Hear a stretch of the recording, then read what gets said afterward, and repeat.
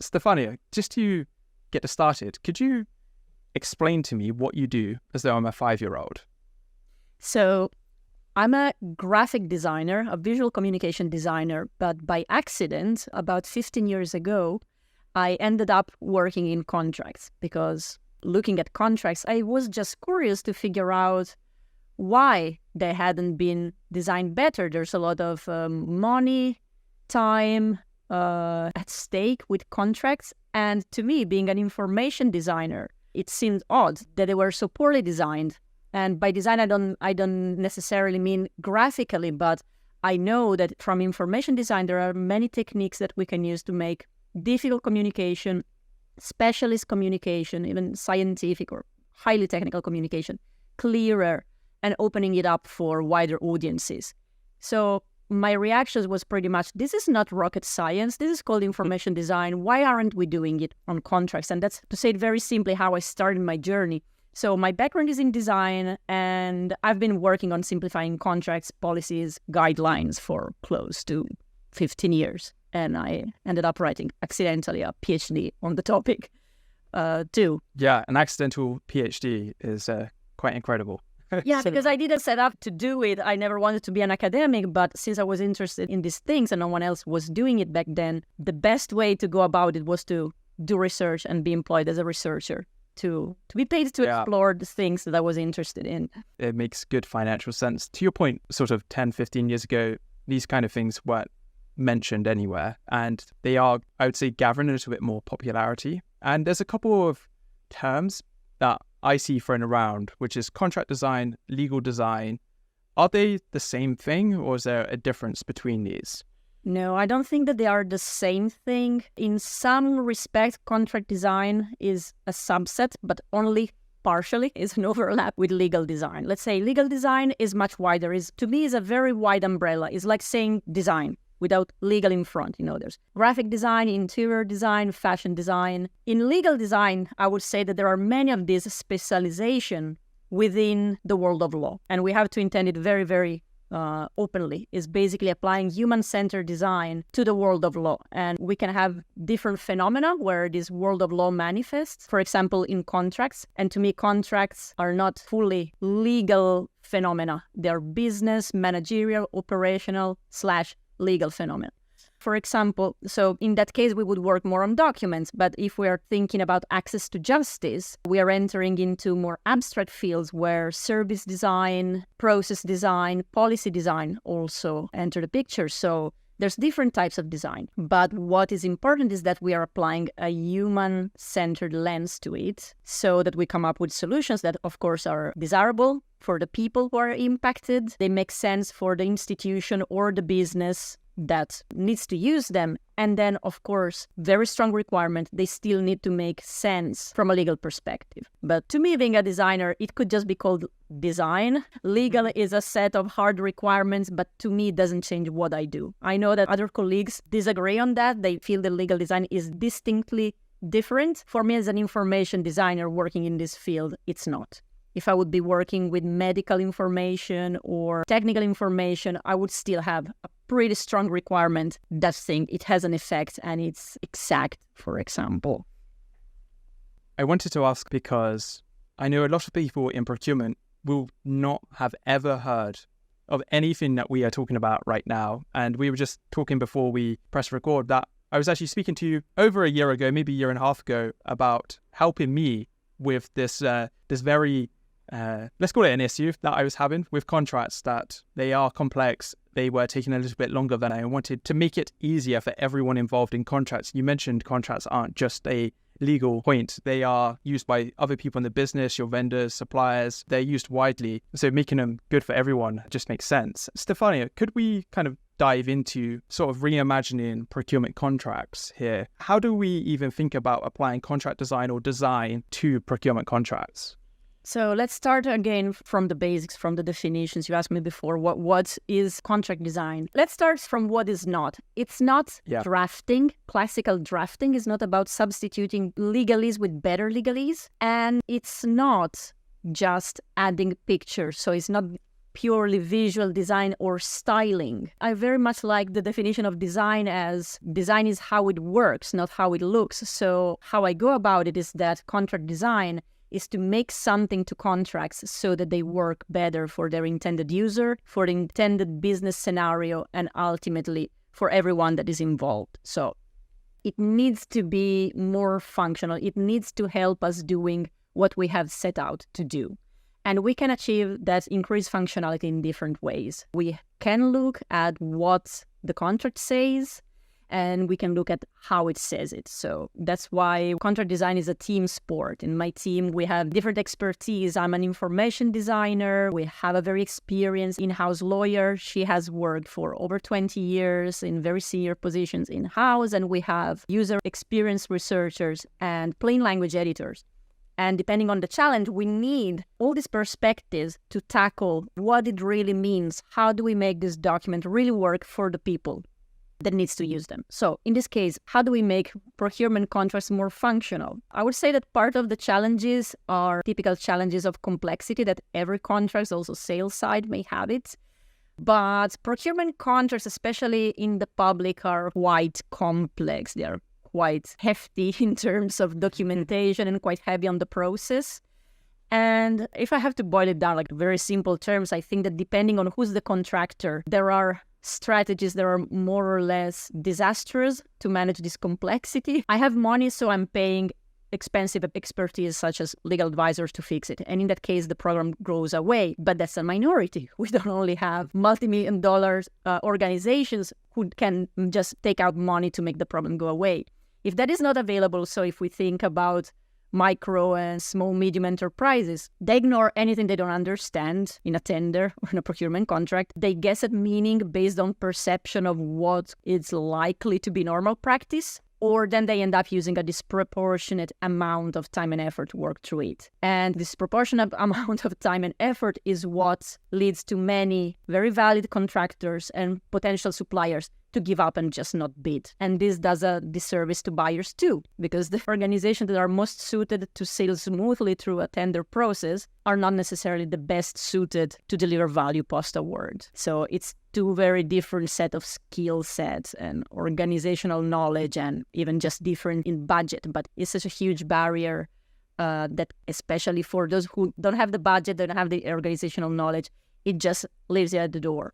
Right? So in many of the projects where I've been involved, the main driver was, can we open that door? Can we make that barrier smaller? Especially in the public sphere, there must be a focus, for example, on social purpose. So can we solve this problem so how we spend money can be a force for good or for wealth redistribution or for inclusion of certain sectors of society and economy? So reducing this huge barrier, whether you're in the public or in the private sphere, I think it can have very positive impact for the people involved and for the businesses. And if you look at that sphere, ultimately to society. And this is where designing user-friendly, usable, understandable processes and documents that really go in hand can play a role in taking down this huge barrier.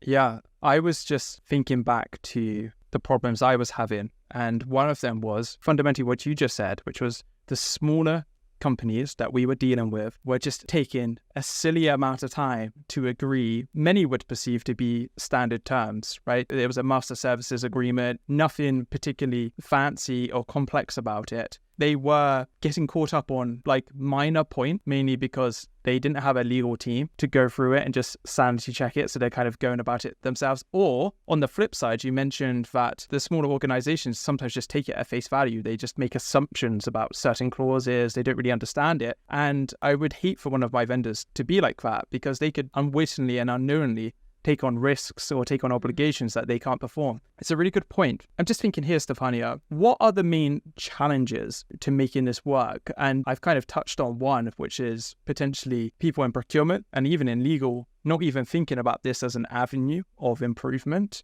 Are there any other challenges that you've come across in your work that cause frustration for you or for your clients? Well, another problem I would say is the one-size-fits-all approach that certain procurement organizations seem to have. And as a micro-entrepreneur, I've been on the bad side of it many times. They have procurement contracts, master service agreements that are really carefully drafted, but they have been drafted, rehearsing the scenario, the most risky scenario, the most valuable scenario. But one size does not fit all. When you get that documentation, it may not work for the transactional relationship. So organizations really need to assess and create a more dynamic, case-based portfolio of procurement documents. But that's the same also when you're selling.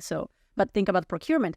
So one needs to assess what are the real risks in the transaction, and for different scenarios, need to personalize a little bit the approach, so that you neither underprotect or overprotect. And the problem with overprotection is that it increases so much transaction costs. And those costs are not hypothetical. The risk you're trying to protect from are hypothetical, but those costs are real, and you're going to incur them every single time you insist on negotiating a clause that delays closing the deal for 3 months. If we would start counting, okay, how many people do we have on this document? How many hours it's taking to negotiate? And we make a very simple math, pay grade by number of people by hours. We would realize how much money we are burning in every single transaction. How much is that in 1 year? How much is that in 5 years? Probably the money that we would save could just be put in reserve for taking consciously that risk that, okay, if this very low chance event happens, is going to be a risk, but it may be such low chance that it happens. So perhaps it's better to take, if you make a small calculation, it may still make more economical sense to take that risk and have more relaxed or more realistic risk profile in certain transactions. So we need to use our expertise to really assess what is it that is going on at the moment. If I'm buying 5,000, 10,000 euros of consultancy services, do I really need to be so hard on certain clauses? I agree. It's something that I've seen time and time again, very high thresholds on insurance premiums, on limits of liability, indemnification. For small companies, they can't even get the cover for that. It means, to your point that you mentioned earlier, that some, in a competitive scene, the smaller companies can't even bid for the work because they're put off in the first place. Or you just spend this silly amount of time, and your basic calculation that you just did is a really powerful way to figure out how much money are we burning every week, every month, every year on contract negotiations. Assuming that it could be that procurement organization says like, okay, that's your problem, but the smart contractor would say, okay, what is my cost of selling this? I know that every time I have to deal with this company, I'm going to spend, 1 week negotiating. Okay, I'm going to put that in. So it doesn't go anywhere. It's still a loose proposition, this one. And it's really not the best way to start a new business relationship. Everyone is going to feel so exhausted. There's no one is going to pop the champagne when we sign the dotted line. We're going to feel so exhausted. We're going to have had attrition for nothing, even before really doing the thing. I mean, just thinking, but you want me to sign this because this bad thing can happen and this other bad thing can happen. Basically, we're rehearsing. We are rehearsing for failure in our brain instead of, okay, what can we do to make the best out of it? So we have research on this from management studies, from psychological studies, that documents that signal distrust will lead to relationship in which there is less trust, less goodwill. And on the opposite, we can create these tokens of trustworthiness, trying to communicate in a more transparent, inclusive, culturally aware in some cases, even in this sort of manners. That's already part of the communication. That already tells something about us. And all of these are precursors to trust, openness, and goodwill between the parties. That's how I see it. I like that way of looking at it. It's something I've been talking about, a different process, which is onboarding vendors, where you typically have to do your due diligence checks and things like that. If you make that process very painful for any one of your vendors, regardless of their size, that can also put their backs up instantly. And a bad experience there typically means the relationship starts off a worse manner. And if you add contract process or a contract review, a contract document that is telling you if you do any of these things, we're going to claim back money or we're going to require you to do things that are quite onerous for you. Instantly, like you say, the lack of transparency around that, because sometimes the terminology, the way it's worded, the way we were just mentioning, things are sometimes broken up in contract documents. They're at the start, they're in the middle, there's a massive appendix, they're all over the place. It can be very hard to follow all of these contractually. Yeah, you're right. The trust and the start of the relationship, you're already going to be tired, right? Exhausted from doing this. I mean, let's say if we have to think about the building blocks, so what are the ingredients of contract design? Of course, there's balance. We talked before about the content. What do you put in and what do you leave out? And then there's the relationship. So we have to realize that formality, the very heavy, hard bat bludgeon is not the only approach available.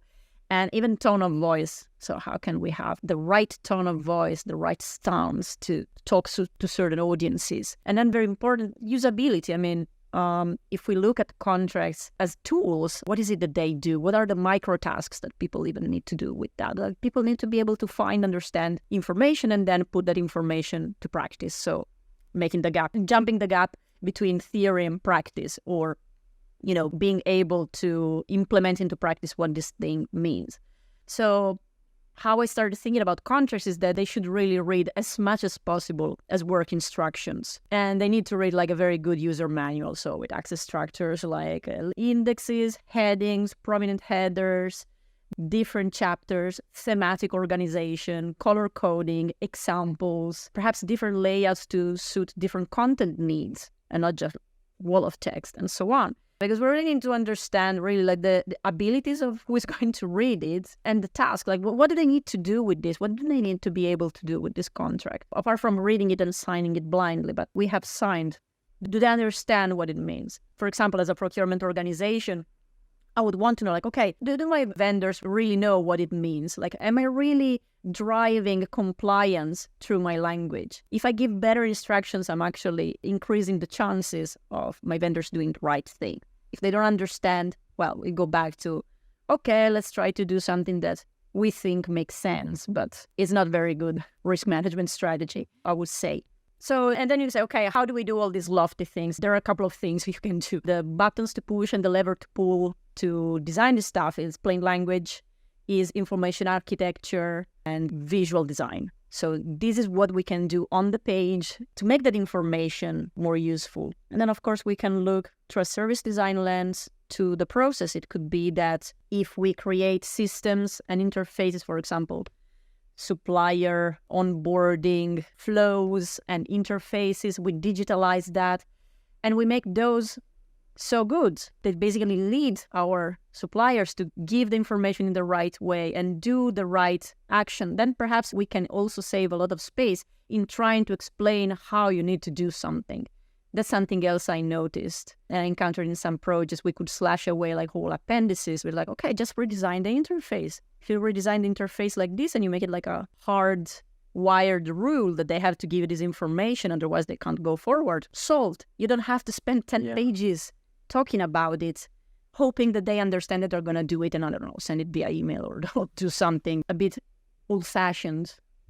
Sending it by fax. That's a really good point though, right? Because contracts sometimes can be overused to get information out of the other party, the vendor or supplier. In this instance, they can be wielded in a way which maybe another process or another method could have got you that information in a better way. So yeah, I like that one. Stefania, could you share any examples? I know we were just talking about this just before we jumped on, and I'll just leave that question nice and open for you to share anything that you're comfortable sharing, really. I want to talk very briefly about these 4 different cases, and then you'll tell me which one you want to open up. Yeah. I just care about sharing with the audience. There is a little bit of range, and there can be different angles and different drivers for doing these things. So one case is very old. It's something that I've done for my PhD 10 years ago. So the problem here was civil servants in small municipalities of Finland not really understanding the public procurement terms for services in Finland. So they were misapplying it. They were not writing the contract, say, but we have the contract. Like, no, those are just the terms. There's not a contract. And the problem was that those terms were owned by the finance ministry. But the civil servants, then the document was updated every 4 years or 5 through a very lengthy bureaucratic process. But Association of Civil Servants wanted to do something now because they knew that they had a problem now. So how can you leverage visual guides or any sort of user guides to help people when you can't change the underlying content? And that's one example of where we can use it. I'm sure that in procurement organizations, you cannot just overhaul everything, but you may have to create different access structures to understanding, and you have to put a patch. So guides can be useful in that sense. Then a project from Rob Waller comes to mind with Sinuk Nexen in Canada. And here the focus was really on inclusivity, clarity, and respectful language in the design of requests for proposals. Because Sinuk is an oil and gas company, and they wanted to create this natural gas pipeline on the lands of this First Nation populations. And by law, they have to work with contractors that are from First Nations, so their lands are simply not exploited by white conquerors, basically. But their request for proposal letters were so legal, so complex. I mean, even the fact of writing them in legalese is a colonial thing, so colonialism, that it was so off-putting that no First Nation supplier was even replying to this request for proposal. Wow. So they had to change. How can we start?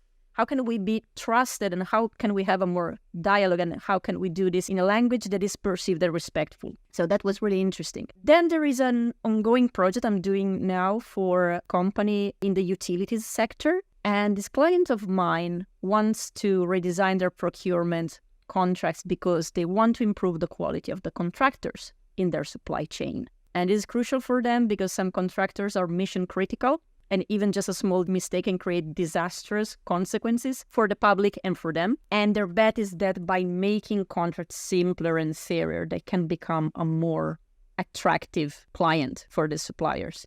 They can attract smarter people, they can attract better, more responsive, more creative, more innovative suppliers.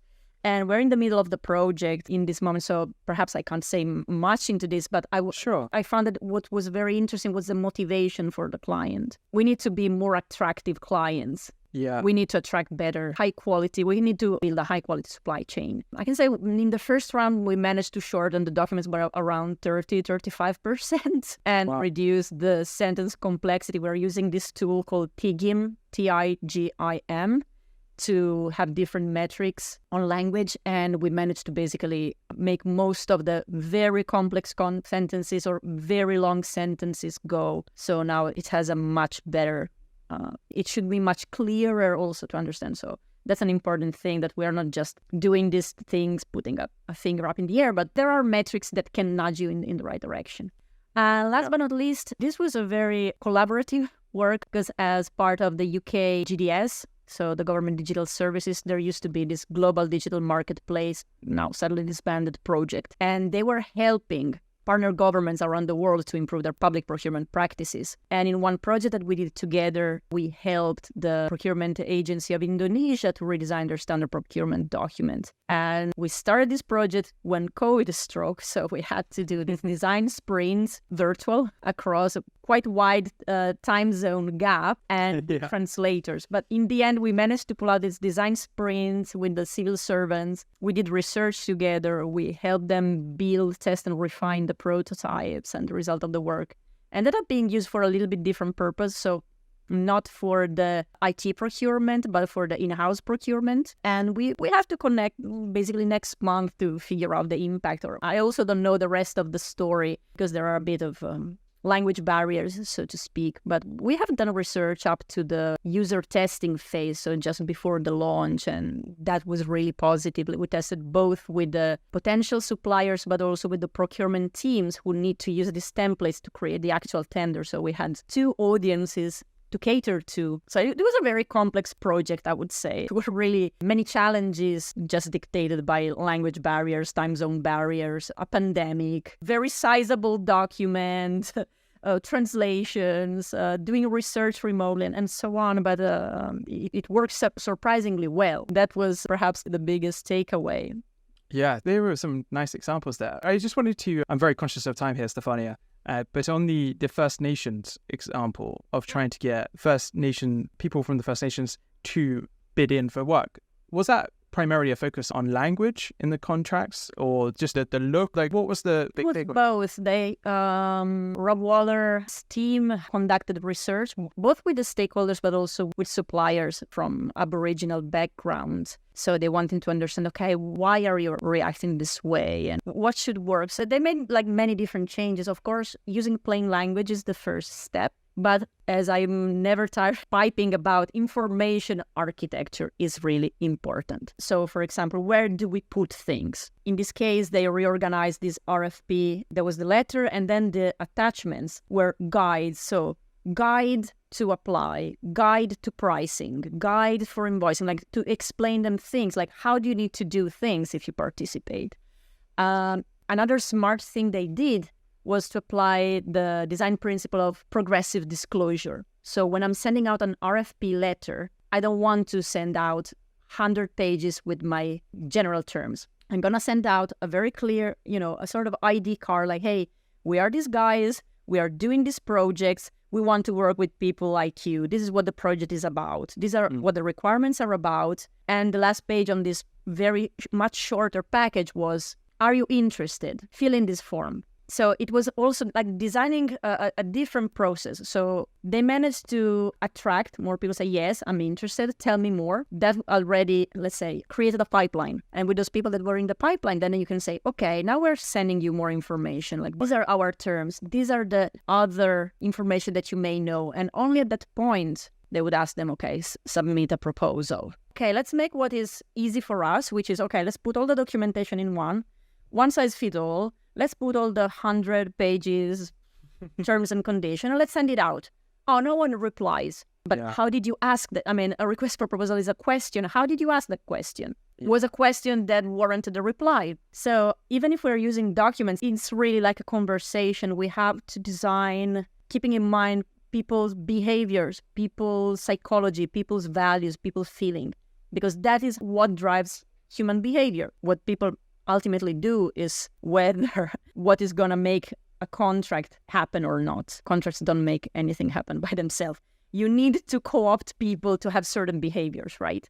So you need to have a very good grasp of how you talk to people, how you disclose information, how do you support them doing the right actions along a certain happy path. That was really insightful, Stefania. I think a lot of teams, even dealing with far less sensitive requests that are issuing out, struggle here to garner the attention of their supply chain to actually bid in. I was dipping into a report on public procurement in the UK that was just launched a week or two ago, and it was talking about the lack of competitive bids in competitive scenarios, tenders, information to tenders, RFPs. And typically, I think the approach you just noted, which is send everything up front because it's convenient, is a massive put-off a lot of the time and can overwhelm even a bigger size vendor or supplier. So yeah, that's a really good point. Stefania, I just want to change tack now. Thank you so much for that. That was a really good insight, actually. I really enjoyed that. We asked 2 questions at the end of every episode, and these are like quick fire questions, so don't think too much about these. The first one is, what's one piece of tech,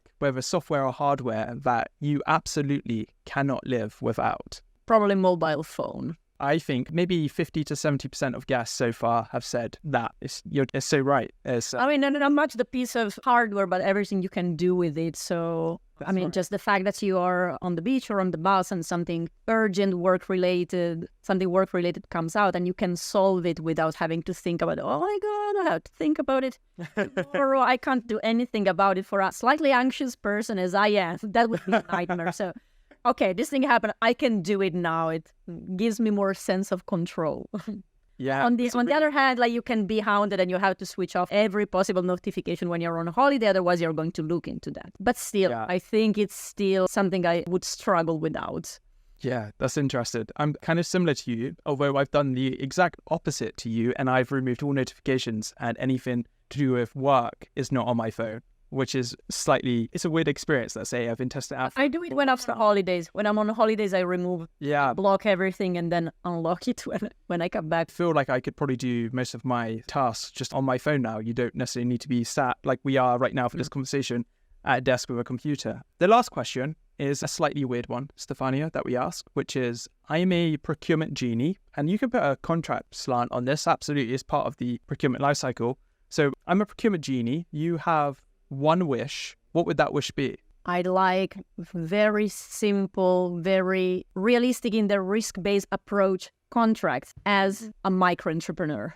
I would like that procurement contracts would be easier for me to accept without having to use too much resources to negotiate them or making them fit or really make them understand, like, you're not buying $1 million of services from me, so maybe this thing doesn't make sense. It shouldn't have been there. Yeah, more personalized or more context-based approach when you're reaching out to us small ones. I agree completely with you there. And Stefania, where can people find you? You can Google me up. You can find me on LinkedIn. Awesome. We'll leave some links in the show notes and description. But once again, Stefania, thanks for coming on. I appreciate it. Thank you.